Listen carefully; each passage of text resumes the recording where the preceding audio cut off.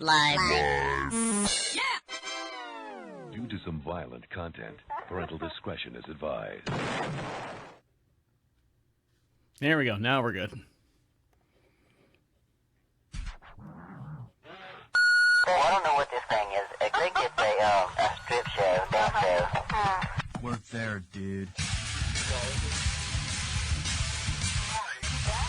Welcome to DeaconLive. DeaconLive. Live. Well, Welcome back, guys, on today's show. The Great Cookie Incident. And also, people are starting to use Telegram, but it's not what you think.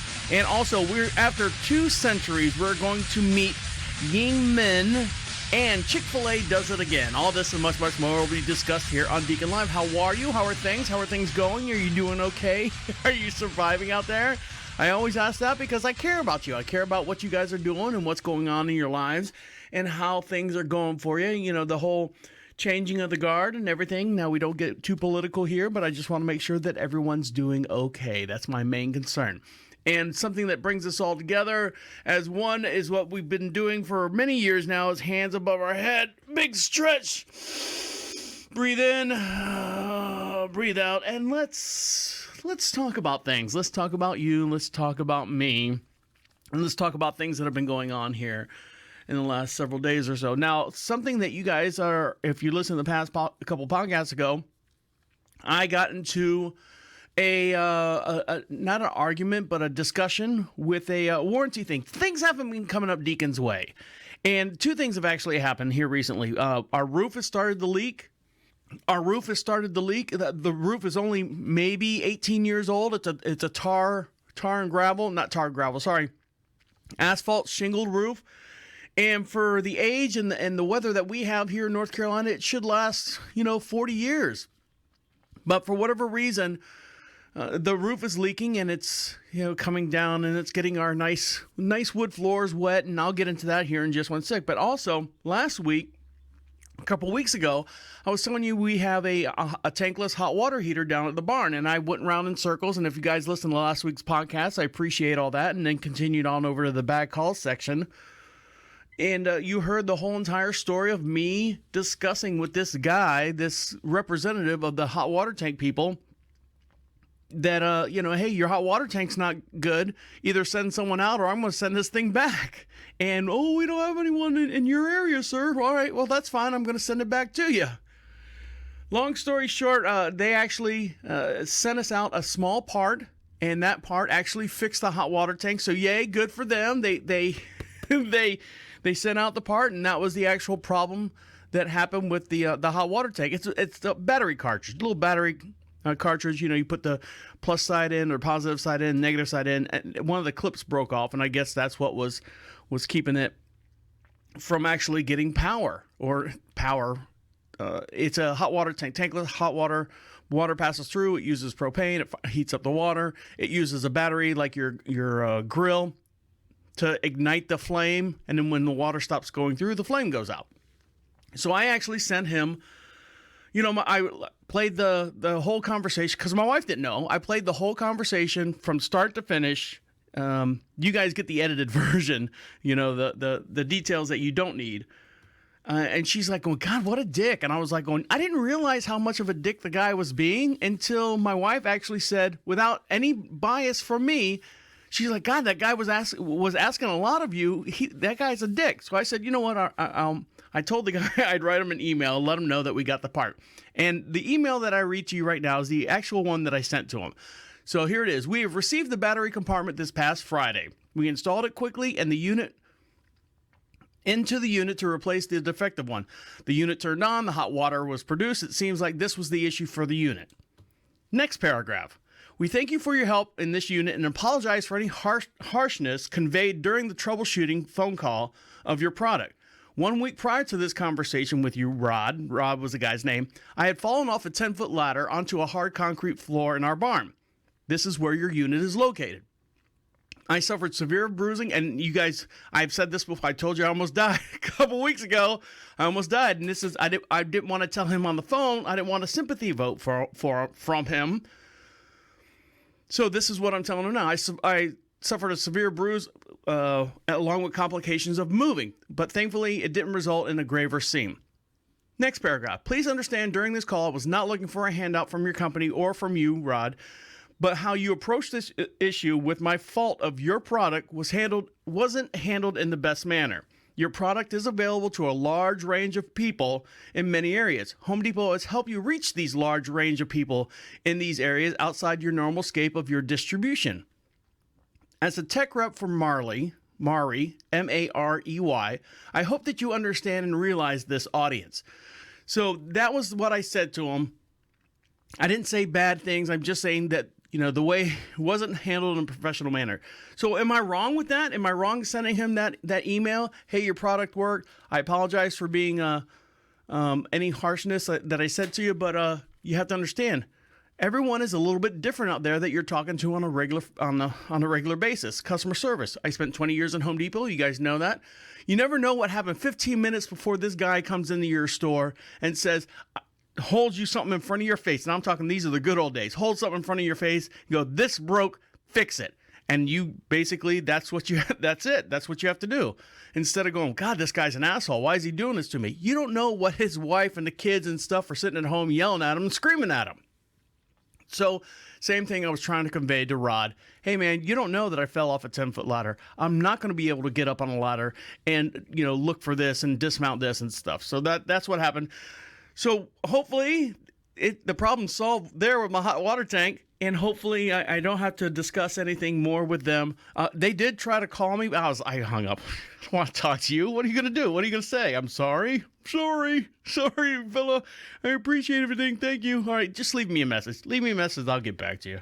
Or write me an email. Never wrote me an email. Customer service. Follow up, right? Follow up with your employee or your customer, whether on the phone or with an email. Hey, great to hear it. I'm glad. But during the conversation, not to push this horse right into the freaking ground, is he said that he was the only one in the office, and he's been in the office for the last couple of weeks by himself type thing, and not my problem. Again, I understand his situation, but I'm not looking for anything. So that's what happened there. Now my roof, on the other hand, when the hurricane came through here in North Carolina. Now, DeaconLive broadcasts just outside of Charlotte, North Carolina, a beautiful little town we like to call Marshville. And in this town, we have a population of, I think, 2,400 people. There's not a whole lot of people here. It's all farmland. It's all cattle. And we own some of that farmland and some of that cattle and agricultural stuff here on our ranch. We have 22 some odd acres, blah, blah, blah, blah, blah. Now, the hurricane came through in, 2018? And we caught people in Florida, hurricane? Charlotte? Well, come on. The houses aren't built for 120 mile an hour winds, 110 mile an hour winds, and we got them here in Charlotte in 2018. And I forget what the name of the storm that came through, but we noticed the roof was leaking. So they physically sent out a State Farm representative. And he came out here and he's like, and his job is to say that my roof isn't damaged. And he did that job. He said, well, it's about $1,800 worth of damage, sir. Your deductible's $2,500. Get someone to fix this and you'll be done. Kind of a jackass guy. Again, point for State Farm on that column. Now here recently we had some really, really bad winds, and we've noticed that the dripping is not just a drip anymore. It's starting to drip enough to where you can put a pot down there and it will fill up. I say fill up the pot, but maybe an inch. Depending on how long the storm is, maybe an inch to half inch on a normal size, 5-quart pot or something like that. That's a lot of water on the floor. Slip and kill yourself, and you end up dead. And then what do you do? So we called State Farm out again, and they said, Mr. Deacon, we don't send representatives out. State Farm likes to stay out of your home, so we're going to send out a quote unquote subcontractor that represents State Farm. Roofing guy came out, looked at the roof and goes, holy Jesus, who put this roof on here? I'm like, oh, here we go. And he's like, well, I can see some damage here and some damage here. He gets in the house and I'm in the attic with him. I'm like, oh, you see that mark right there? Oh, yes, I do, sir. He was so cool, man. He's like going, yeah, I see it. And it's not around the skylight. It's coming from here. He's like, whoever put this roof on the back half, it's failing. He's like, this roof still had another 12 years left on it. The roof, I can see nails, they're rusting. And when they rust, of course, they transition in size and they create a dam, and water finds that nail and runs right down that nail, and it runs through your insulation, and boom, you got a leak in your kitchen. So he did all the stuff. He walked around like he was supposed to, took lots of pictures, did chalk on the ceiling or on the roof, on the shingles, saying, this there. Did what they call a brittle test. It failed the brittle test. So he filed on behalf of State Farm. Now, he's an independent contractor, and he filed on behalf of State Farm. Now, in the same sense, the next day someone came out, said, I'm here to look at your roof and floor. And I was like, well, the roofing guy was already here, so I already had him look at it. So the kid goes, and I say kid, must have been maybe 25, 26 years old. Who knows? He was a young guy. Looked at the floor, took lots of pictures, measured the whole house. You just can't sand. We have the real nice thick wooden floors that you have to sand. I mean, they're 3/4 inch thick planks in the house. So you just can't sand one section and expect it to match. Anyway, so I get a phone call today. I'm fast forwarding a little bit here. So I get a phone call today, and the gentleman with the guy who came out to look at the floor says, I've got your estimate here, sir. State Farm approved your claim. I'm like, what? Hold on. Why are you calling me? Why isn't State Farm called? Was that the 1-800 number that called? I'm thinking that it's a scam. Is that the 1-800 number that called? I don't know. I haven't listened to the voicemail. I was at the dentist today. Some lady with her fingers in my mouth. He goes, yeah, I just got the claim number and everything. He's like, and again, they're a subcontractor company. They don't work for State Farm. They just represent State Farm. And they basically said, so would you like to use us to redo the floors?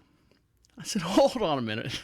I would love to use you guys, but you're the first one telling me this. So you're just going to have to sit tight for one sec. What's your name? My name's Matthew. All right, Matthew. Let me talk to my wife. I'd let her know that what's going on. Let me contact State Farm, see what the actual monies that are involved. I don't want them to say, my deductible is $2,500. We're going to give you $3,000 minus your deductible. So that means I'll only have $500 to fix the roof and floor. Hold on one sec. Let's just slow down and figure out what's actually going on. But the good news is they actually accepted the claim, and the roof is no different than the guy who came the first time in 2018 when the hurricane came through. Jackass just didn't want to give us a new roof. Well, guess what? Now they're going to pay for it. Unfortunately, now they're going to pay for it. So here we are. Got a brand new water heater. Our water heater, tankless water heater down at the barns, up and running. Roof technically might get replaced. We might go with a tin roof, rusted. And maybe get that replaced. And then our floors are wood floors. They weren't bad, but they were, if you let it go, the wood's going to start discolorating. Discolorating? It's going to change colors on you.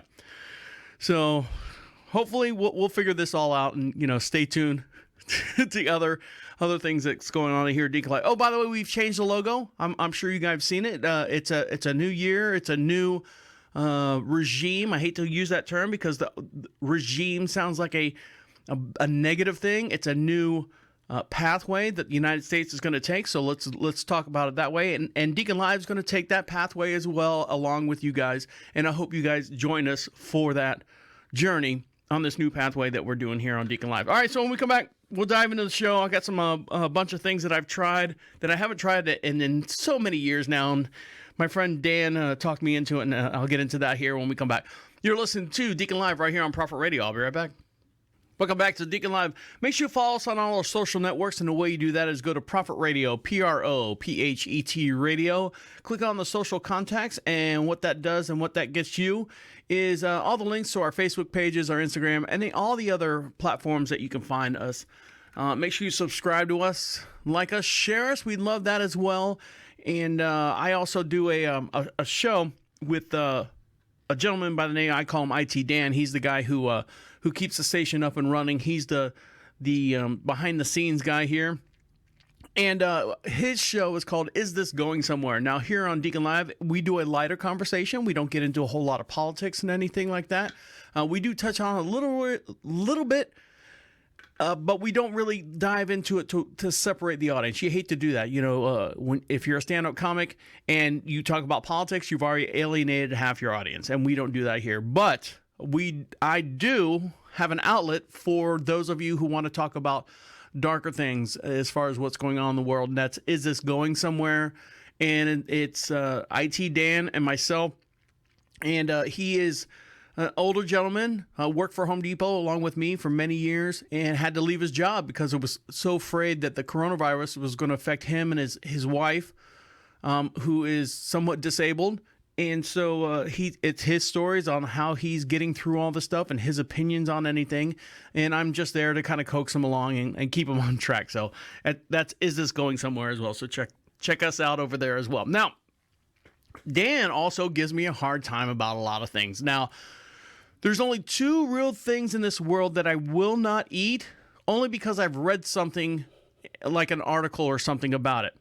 And, that's kind of superficial. Oh, you read an article about something, so you must believe it. One of them is butter.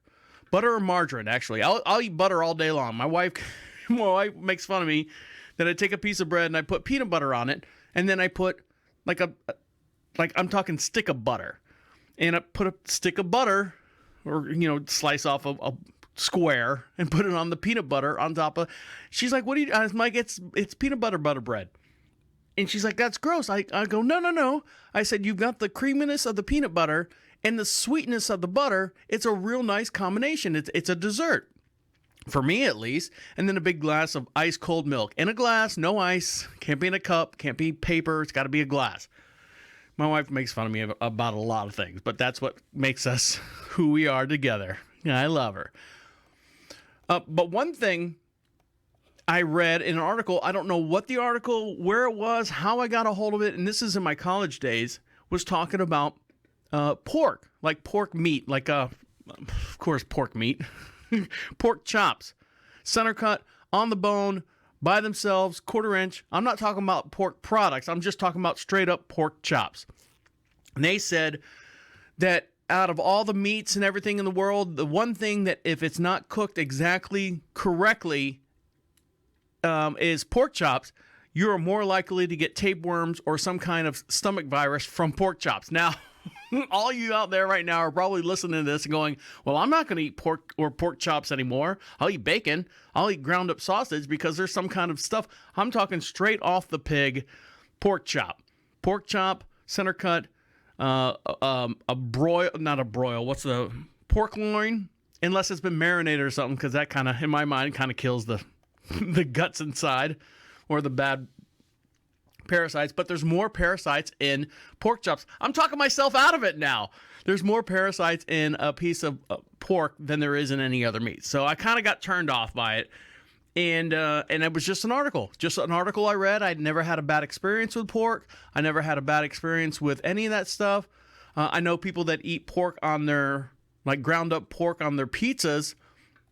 It kind of cooks at different temperatures, so you have to really be careful with that. But, pizza restaurants, they're going out of business left and right. We'll get into that here later. But so I was talking to Dan on one of the episodes of Is This Going Somewhere? And he convinced me. He's like, there's nothing wrong with it. Just go out there and eat it to stop being a pussy. So I said, all right. So I went grocery shopping, and I said, you know what? I'm going to try it. I'm going to buy the cheapest, 4-pack of quarter-inch center-cut pork chops. And I'm gonna eat them. I'm gonna cook them up myself. I'm gonna do them in a pan. I'm gonna cook them up. I'm gonna eat them. And I did last night. I ate them. I put a nice golden.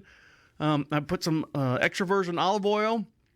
That's infused. Everything's infused now with garlic and chipotle seasoning, whatever that is, made up. And season them in the pan. Put a little salt and a little pepper on them. And I ate them. I ate them last night. I'm still doing good today. I haven't had the trots, as they call it in the biz. I haven't had any disruption to the whole digestive system. But that's yeah. So he sold me on it. But the butter and margarine, I can't do margarine. I can't do margarine because I read somewhere it was one degree or one molecule from being plastic. Yeah, I know. This is the world I have to live with personally in myself.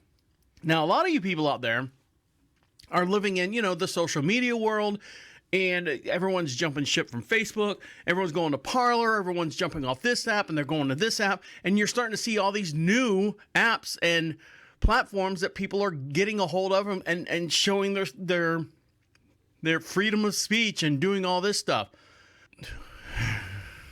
So all you guys out there that have been on the WhatsApp app, which is redundant in saying, I've used a WhatsApp before. I'm just going to say it like that. And it's fun. It's easy to use. It's easy to work with, but it's kind of tied in with Facebook. I think they bought them out a while back. I used it with when I was going YouTube Live. I used it. Worked very well. We used it probably about 5 years ago here on the show. Excuse me. It was just so hard for me to keep up with in between the screens and stuff. I have enough hard time just keeping up with myself. But there's a new old app that's coming around right now. Are you looking to leave Facebook's own private messenger app, WhatsApp? You're not alone. Following the terms of service, the update that not allow. Hold on one second. You're not alone. Following the terms of service update that not allows WhatsApp to share your data in its parent company, and private concerned users are looking for a new alternative. Enter Telegram. Telegram has been around since 2013, but has currently having more of a movement. In the wake of the WhatsApp controversy, being connected with Facebook and stuff and sharing your information, the company, which pushes itself to be a privacy-focused service that provides both one-on-one secure messaging as well as more social features like group chats, shared that they have gained almost 25 million users within 72 hours period post of the inauguration. The service that now has 500 million active users. Now, here's the thing. Telegram is often grouped with another company called Signal, another messaging app popular among those looking for a secure messaging solution. But what is quote-unquote Telegram, and how does it compare with the other ones? Now, here's the thing. Telegram was owned by the same two people who founded. Here we go. Before you start listening and believing the lies and the threads that everyone's saying, right here. This is from Mashable.com, and they're pretty credible. Telegram is owned by the same two people who founded the company in Russia back in 2013. Pavel Durov, D-U-R-O-V, and his brother Nikolai. Of course, it's Nikolai or Pavel. They're the company's CEO. Pavlov is dubbed Russia's Mark Zuckerberg. So you can already see there's something going on, as he originally founded the country's biggest social networking site in Russia, known as VK. The company made him a billionaire. While VK still exists, Pavel completely cut his ties. Right. Billionaire, I'm going to cut a tie with the company that made me billions, and created this social platform in 2014. Then allies of the Russian President Vladimir Putin and the Kremlin consolidated their shares into the company in order to take ownership of its stake. Pavel was forced out of his role, sold his remaining shares, and left Russia for Germany, according to Pavel. All right. So what is the Telegram app secure? Yes, sorta. Telegram's boost in popularity is coming from users looking for a more secure messaging app. The company even focuses on privacy. Interesting enough, Telegram has a shaky history when it comes to all that. All right, so there you go. So if you're out there looking for a new app, Telegram's got some problems. Their unique combination of private messaging and social network features have been attractive to a whole bunch of people, but there's a very lax in content moderation, and it also boosts its privacy the app also is very lax in content moderation in order to boost its privacy-focused bona fides, which is also appealing to a bunch of users. Unfortunately, there's a lot of extremists out there. The messaging app also has a problem of foreign terrorists using the app, and Telegram was once a major online propaganda tool for groups like ISIS as well. So if you see someone out there, I'm telling you, you got to be careful. Oh, look at this. This is butter. No, it's not. It's margarine. Oh, look, here's Telegram. This is a good place. We can share. It's private. Look how private it is. No. You have to be careful what you're getting into. I'm telling you. Just warn you straight up. All right, we come back. Another conspiracy that a friend of mine brought to my attention, and this is the first time I'm hearing it. I'm trying to search for everything to find out, and I can't find anything. But this is happening to him, and he's not one to take this stuff lightly. And I want to know if you've heard of this as well. So stick around. You're listening to Deacon Live right here on Prophet Radio. I'll be right back. Welcome back to Deacon Live. Make sure you follow us on all our social networks and stuff. And while you're there, click on, share on, like us, comment. Do all the stuff that connects us to you and you to us. And we also have a YouTube channel, if you guys aren't familiar with it. The YouTube channel is called Under the Tent, Deacon Live Under the Tent. And what that means is you go behind the scenes. You get to see all the stuff running around in between breaks. You get to see stories and stuff in real time on my monitor here. And as we're talking about it, you can see exactly the stories as it's going on here in real time. So there you go. I know I got a late start here on the show, so I'm having some issues doing some multitasking things. So bear with me as we get through this. Now, someone that wants you to bear with them right now, we were talking about pizza earlier, is this company right here is going out of business. Now, I didn't know that they were still around. I thought they were kind of like the when they say that TGI Fridays and all these other places are closing down, yeah, I can see that. But this company right here, this popular pizza chain, has just filed for bankruptcy. Can you imagine who it is? So you got the top 5 out there if you want to figure out top 5 pizza chains. Well, guess what? It's probably not them. The beloved pizza chain has just filed for bankruptcy. CiCi's Pizza Buffet Restaurant, with approximately 318 locations spread across the 26 states, has filed Chapter 11 bankruptcy to protect its chain's home state of Texas. Chain's home state of Texas. I said it right. On January 25th, so that was just a couple days ago. In 2009, the chain had 650 restaurants across the United States. That number dipped to 430 in 2016, and then filed bankruptcy according to Today. CiCi's reported an $81 million debt in which the chain's CFO, Richard Peabody, announced that the pandemic has dealt the sudden and significant blow to the branch's financial security. When COVID hit in the U.S. in March, CiCi temporarily closed 213 of its restaurants, permanently closing 61, laying off 39 corporate employees, and cut executive pay by 25% in a bid to free up some cash. Hey, guess what, Charles? Remember that $100,000 $100,000 salary we just gave you? I sure do. Well, guess what? You're going down to 75. Oh, man. So there you go. However, the pandemic has still significantly disrupted the CiCi's Pizza operations and severely limited their customer demand because of it's basically inside dining. Now, in my opinion, how would you fix that? CiCi Pizza, would you do a, it's all you can eat. And if you guys aren't familiar with it, it's all you can eat, and it's many different types of pizza. So they have a buffet, and it's like 15 different types of pizzas on one side and like all the dessert pizzas on the other side. It's crap. It's crap pizza. I hate to say it's crap, but I mean, how successful can you be when you're putting ketchup on a cracker and throwing a little cheese on it? Some people swear by it. I know a guy I used to work with in Vegas. He used to come when he came to the East Coast of Florida, of the United States.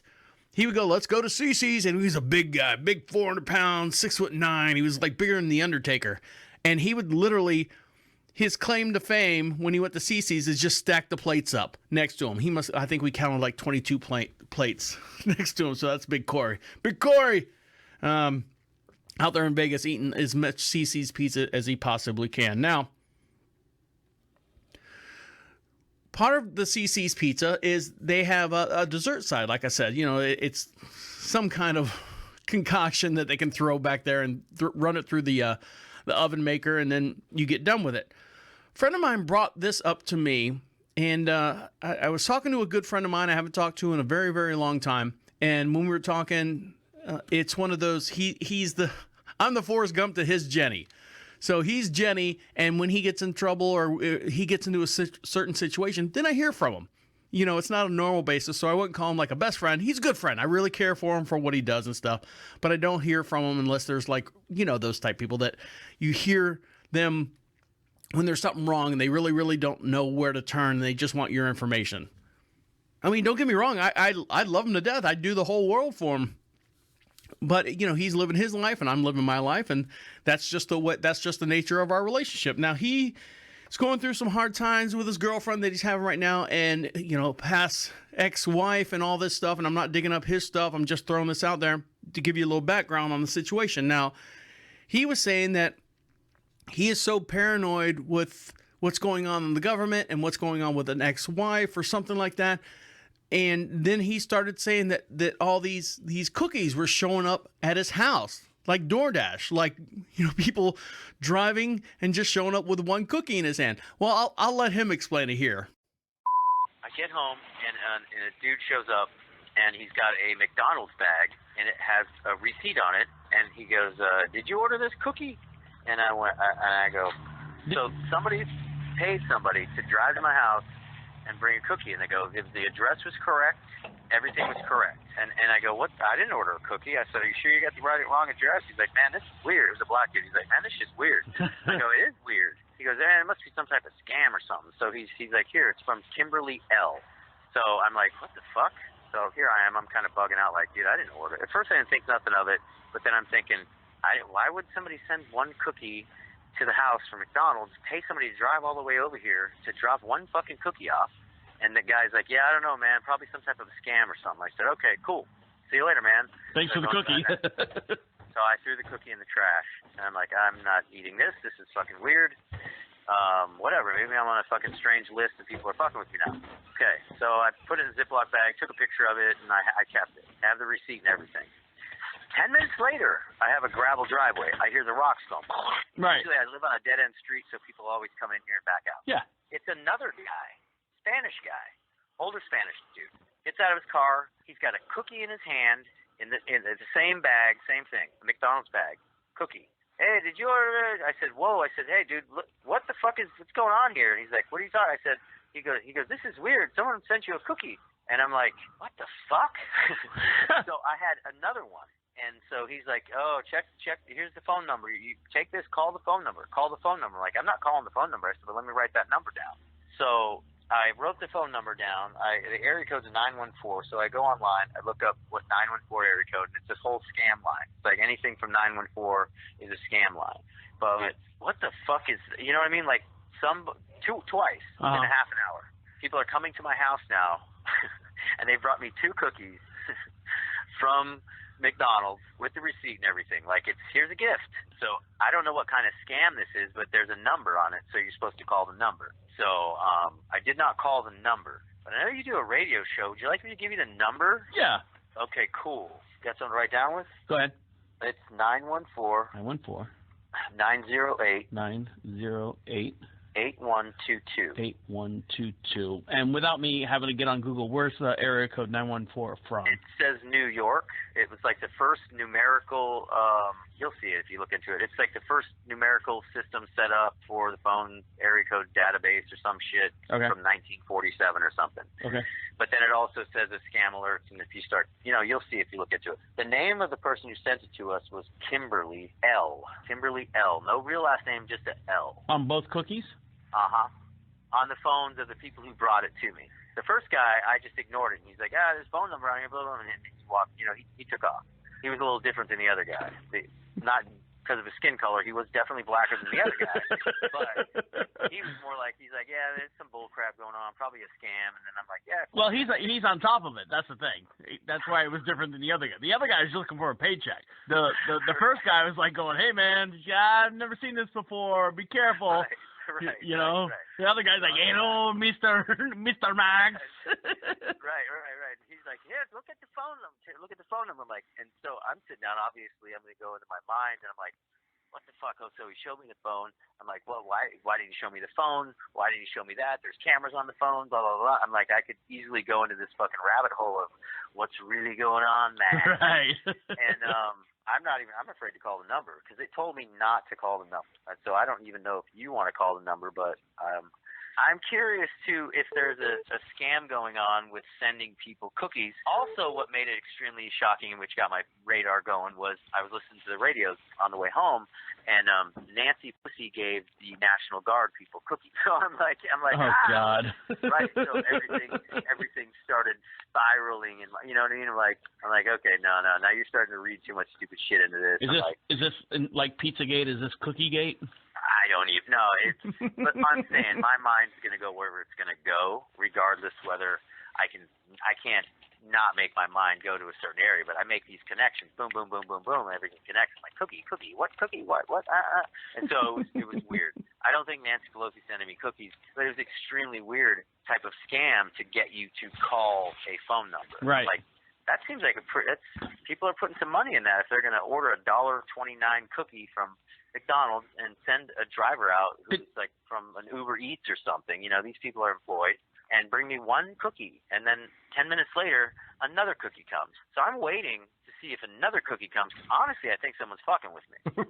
Like I don't put anything past what's happening now. Did you look up the phone number itself to see who was attached to? No, I just did the area code. I didn't. I've never looked up an actual phone number. Let's see if I can find any information on this while I'm hanging out here. Are you eating a cookie? What are you eating? I'm not eating shit. Oh. I'm drinking a Topo Chico. All right, so there you go. I mean, that was his story. And, you know, he's dealing with, the government and stuff, conspiracy and all the stuff that goes in. And it was just, I say it's funny. I've known the guy since I was like 18. And this is what the social media and the social news and the social outlets has created and done. And he's a smart guy. He's a very smart guy, very talented guy. And this is what he's getting into, what we're reading in our, and that's why we kind of create this lighter conversation. So you guys don't have to think about shit like that. You just want to know what's going on. Oh, I didn't know about that. This is like bring conversations to the dinner table. That way no one throws their forks and stuff at you. All right, when we come back, we'll call that phone number, and we'll actually get into someone that we haven't met in over 2 centuries. Was discovered in 2009, and we'll talk to them or let you know what's going on with that. Stick around. You're listening to Deacon Live right here on Prophet Radio. I'll be right back. Welcome back to Deacon Live. Make sure you follow us on all our social networks. We appreciate that. And you do not know how much we appreciate that. We appreciate it so much that if you go to Prophet Radio, PROPHET Radio, as I flick that bug off the console here, freaking stink bugs, we'll actually give you some free swag. The way you do that is go to Prophet Radio, PROPHET Radio, click on the free swag section, and you'll find it. Just kind of scroll around and stuff. You'll find it and just fill that out. And don't worry, we're not going to hack you. We're not going to send you free cookies or anything like that. You don't want free cookies, believe me. By the time it gets to you, by the time I get it out there, they'll be rusted, dead, moldy, whatever. And we'll send you some free swag here from the station. Now, I just flicked that bug over there, and I don't have a whole lot of paper towels up here to wipe the bug out. It's not like gross, but to grab a bug or something like that.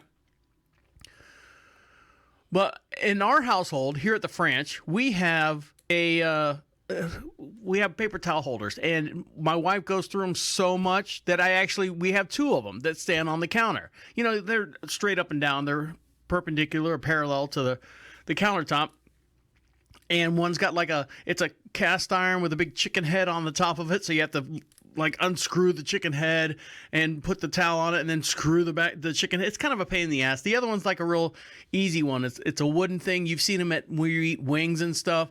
You just slip the paper towel holder on or the paper towel over the little spindle there. It's got the little shorter spindle on the side, and then when you're done, take the cardboard off and put another one on. Well, my wife, she likes to go like this. Zing! Rip! And then wipes down everything. And then there's like all these crumbled up paper towels on the counter. I can always look around. I never grab for paper towels anymore. Since I've known her, I don't think I've touched the paper towel roll holder itself other than to change it. But I've turned around and gone, she's like, what are you looking for? I said, I know there's a paper towel on the counter here somewhere that I need to wipe up this little bit of spittle or whatever that's on the counter that I spilt. She's like, oh, there's someone. And I always grab, there's always one there. There's always one there. Now, Brawny, I don't know, do you have a preference as far as paper towels? I like the Select-A-Size because I feel the Select-A-Size is going to help me save money. Brawny, as I'm typing this in, Brawny.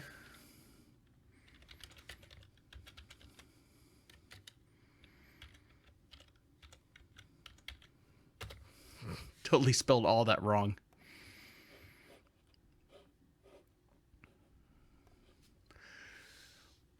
Well, you heard of Select-A-Size. Now Brawny has something, of course, they got to make it rhyme. It's called Tear a Square. Life doesn't... Oh, God, give me a break. I don't want to buy anything from you, Brawny. I just want to talk about you.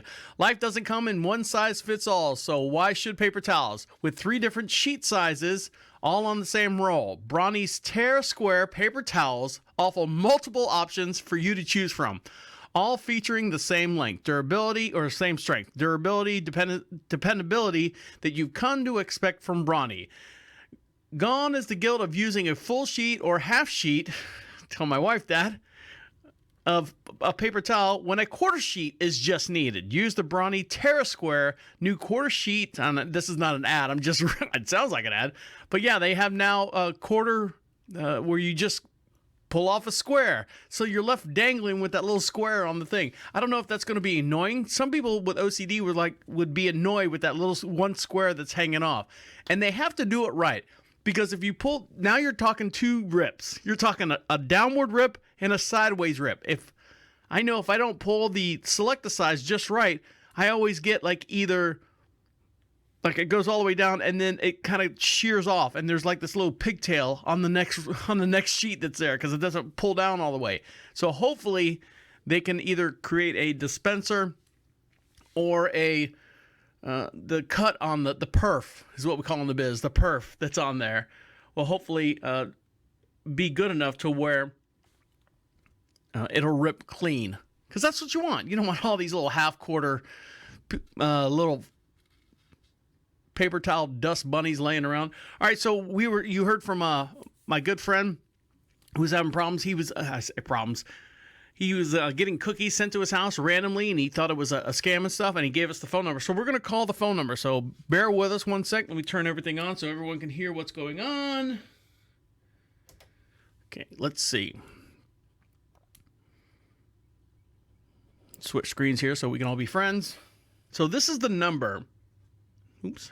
This is the number that my friend had on his receipt of the random person that sent him a cookie to his house. And it had the name, I wrote it down, Kimberly L. And it's from McDonald's. And he got 2 cookies back to back in a row at his house. So we're going to call it and see what happens. Make sure we got everything potted up here. So let's see what happens.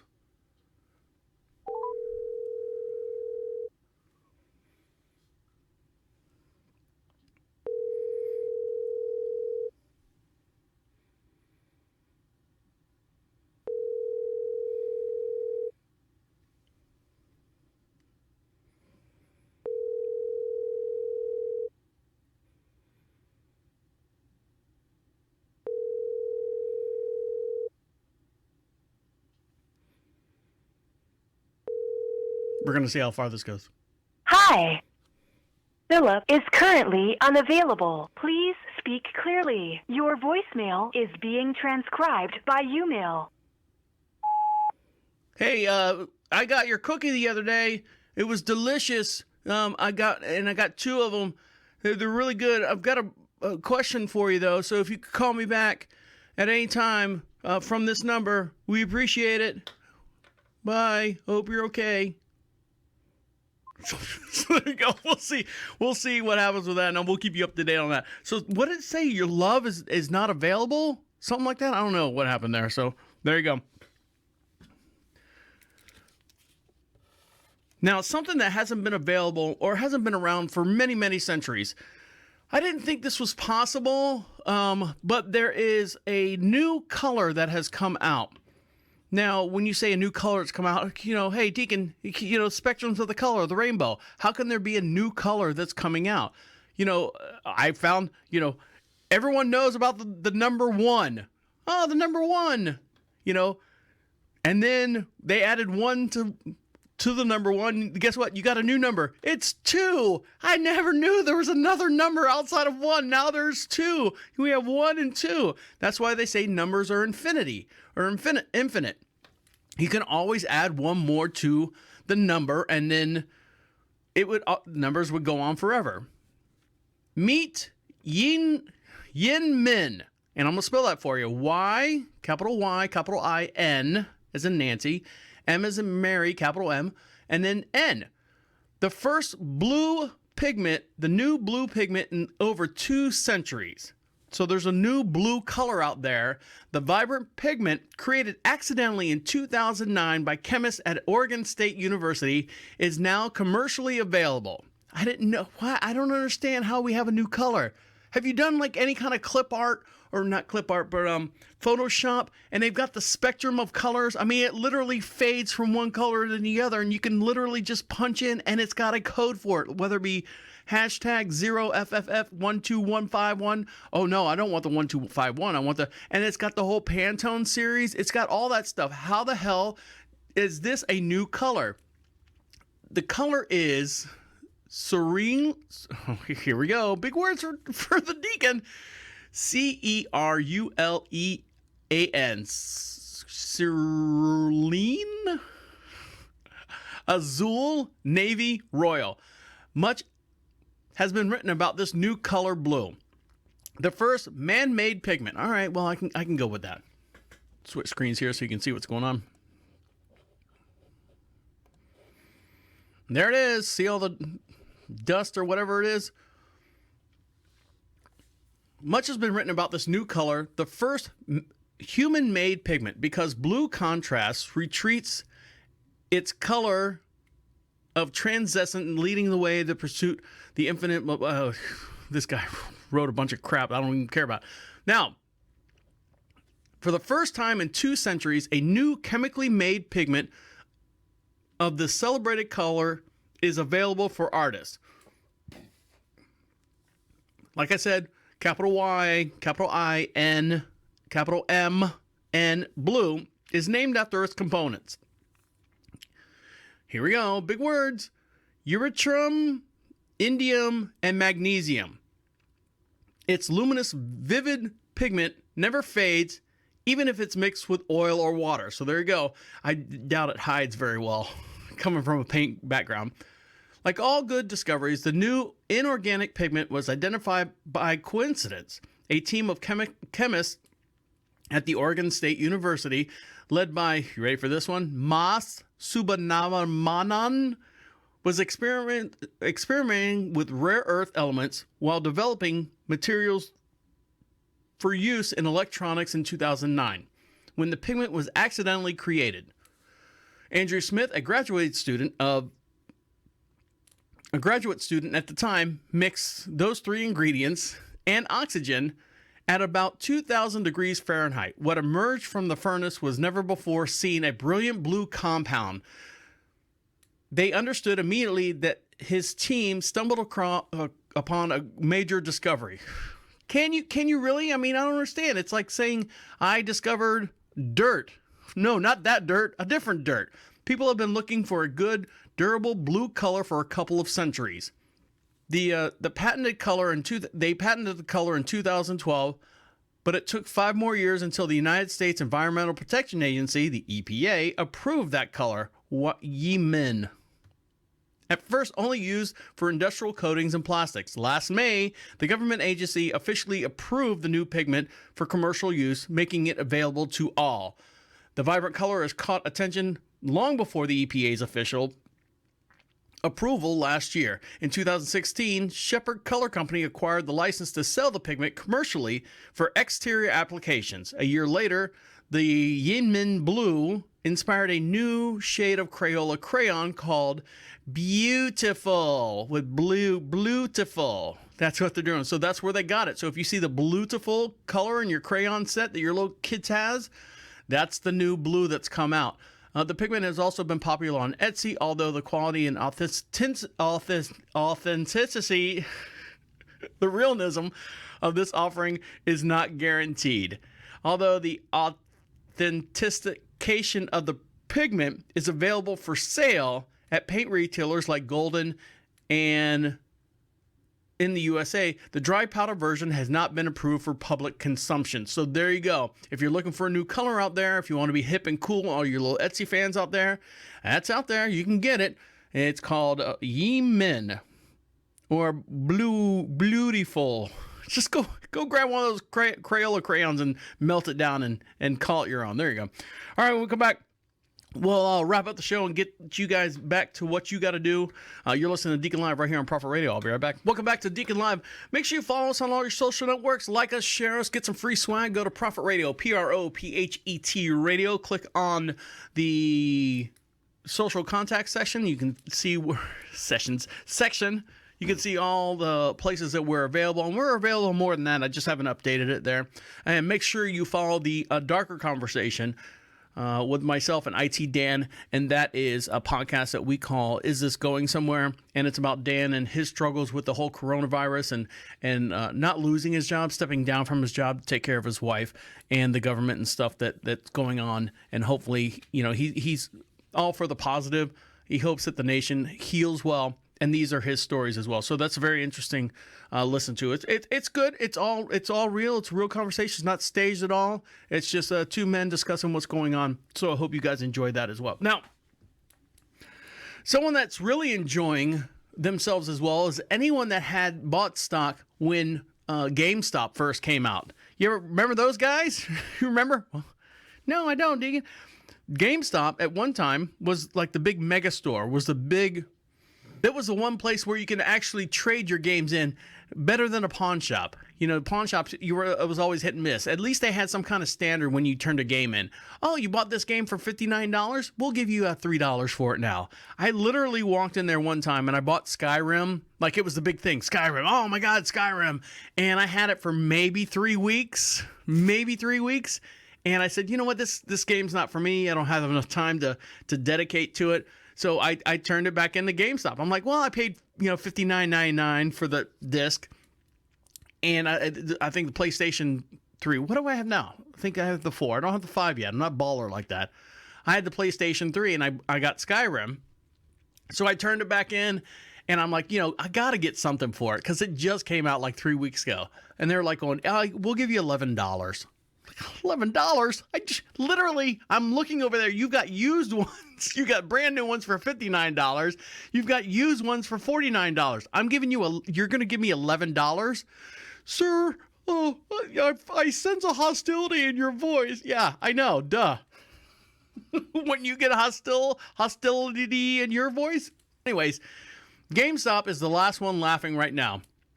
The U.S. Treasury, the Secretary, Janet Yellen, and Biden's administration economic group are watching the stock market activity around GameStop itself. Now, what you don't know is GameStop is short selling their stock. They're heavily shorting the companies. Treasury Department spokesperson declined to comment, of course, why they were watching GameStop.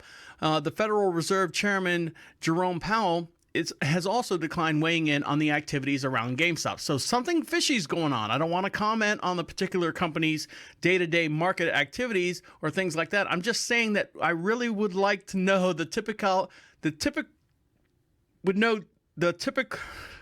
I just want to know what's going on with them and why their stock prices are going up. A retail investor frenzy over the company has caused GameStop's share to soar in recent weeks, squeezing hedge funds and a large short position in the company. Shares of the video game retailer have more than doubled as of 1 p.m. in the New York Exchange, triggering at least 2 volatile halts as it has once notched its biggest ever intraday advance. GameStop has surged 8-fold in the last week, almost adding $20 billion to its market value. So what's happened is GameStop was sitting around like $1 something, and then I don't know what's going on behind the scenes, whether they're combining all the stock or everyone's kind of bailing out and pooling their money together and stuff, but their stock jumped up to $79 something within like a 2-week period. So, and then I don't know what's going to happen after that. So the government, it's not insider trading, it's not anything like that, but they don't know why the stock market, just in this last 2 weeks, GameStop has just shot up. So everyone's looking at it, everyone's seeing what's going on. If GameStop has tricked the company or tricked the exchange, the New York Stock Exchange, and how to increase their values, they've done it. So maybe it's a lesson learned there. Well, we'll find out. They're still looking at it. Hedge funds who hold short positions in GameStop, such as Melvin Capital, have closed out of all of them as a rally to continue suffering billions and billions of dollars of loss. So they're still losing money, but for whatever reason, their stock market has, or their stock shares itself, has jumped in price. One more thing before I let you go. We talk about the coronavirus, and we talk about, getting the vaccinations available now, and everyone's getting their vaccination and making appointments, and then making appointments themselves are a hassle because you have to qualify for this, you have to qualify for that, or you have to get a phone call. You have to make sure that they actually have vaccines in your local area. So when you say there's big long lines and people like wait outside in parking lots in their cars waiting for the vaccine for that day to be released, make sure I got the right video. There we go. So it's available to them in your 70-year-old grandmother. You make sure they're sitting in the parking lot, making sure that you can get your coronavirus shot. Well, this one location right here was having a really, really hard time. In Mount Pleasant, South Carolina, literally like right down the road from us, they were having a hard time with the lines and the cars and the backups and stuff. And they couldn't get through. It was taking about an hour and a half to hour and 45 minutes for anyone to get through the line to get their vaccine. So what does everyone at the top of their head think? Hey, if we only had blank to come over here and help with these cars get through this drive-through, this line to get vaccinations, who do you think of? That's right. You think of Chick-fil-A. They have got it down. Manager at Chick-fil-A, which is known for their drive-through expertise, and Mount Pleasant manager Jerry Wakowiak. He has more problems than I do. No time putting his experience to use. With him in charge, the wait time went from 1 hour to 15 minutes. How did Jerry do it? Well, let's talk to the guy who gave him a phone call, got him out in the street. We're talking about the mayor of Mount Pleasant, South Carolina, Will Haney. Mayor, good morning to you. Good morning. Thank you for having me on and getting the good news out about Mount Pleasant, South Carolina. Absolutely. I've been there many times, love it. Ainsley's been there a million times. Her sister's Chick-fil-A. Is that Chick-fil-A that we're talking about that Jerry works at? But you had planned this big rollout of the vaccine, 3 institutions. You had so many cars, and then a computer crashed. What happened? Well, right at the start, the registration went down. Don't know what happened. Murphy's Law got the thing again. The Medical University of South Carolina, I want to give them a shout out. They were doing this in collaboration with East Cooper Hospital, which is in Mount Pleasant, and Roper Hospital in Mount Pleasant. And they had 1,032 people signed up, and right at the start, something happened, and it was backed up. And I planned to call Jerry anyway, just to get general advice. But when this happened, I needed him very quickly, and this church, Seacoast, which is a mega church located in Mount Pleasant, gave us their huge campus to do this from. And Chick-fil-A's right across the street. Jerry came over and got us fixed. Mayor, I would think that as mayor, if you were having traffic problems, you would call the police. Why did you call Chick-fil-A? Well, there was no traffic in the road. The traffic backup was in the parking lot, and our police had that well at hand. Gotcha. What Gary did was he helped us go from a medical type mindset where you pull up and speak to one person to a retail mindset where you figure out how to get as many cars through the first entrance as you can. So there wasn't any traffic in the street, but it was backed up an hour in the huge parking lot. Jerry saw the problem, went right to it, and literally in about 15 or 20 minutes, he had the wait time down from 1 hour down to 15 minutes. And the video that was posted was just to thank him for doing that act. Oh, that's fantastic. And I know you're going to have another one in about 20 days, and he's going to help as well. And you tell us that apparently Chick-fil-A, the phone is ringing off the hook at their HQ, right?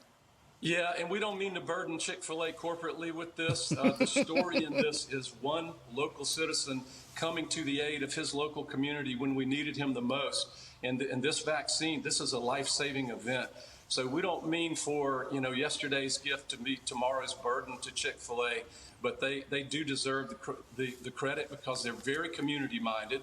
And this was Jerry helping out his community when it mattered most. And knowing Chick-fil-A, I bet he probably handed out a lot of those free coupons for a sandwich because that's what they do when they have a lot of people in line. Mayor, thank you very much for joining us today from Mount Pleasant down there in South Carolina. So there you go. Yeah. Thank you. My pleasure. And if you ever want to own a Chick-fil-A, you know what? I guarantee you, if you're looking for something to do with your money or an investment or time, and you don't know which direction to go in life as far as this whole Corona thing, Chick-fil-A, you can actually buy a Chick-fil-A franchise for $10,000. Now, $10,000? Yeah, you're the manager. You own the place. They expect you to be there. They run you through a test. They run you through a whole bunch of interviews and stuff. But for $10,000, you can start your own your very own Chick-fil-A is what I'm trying to say. You do have to travel where they're going to build a new one. You don't get a choice. Like I want to have one in my backyard.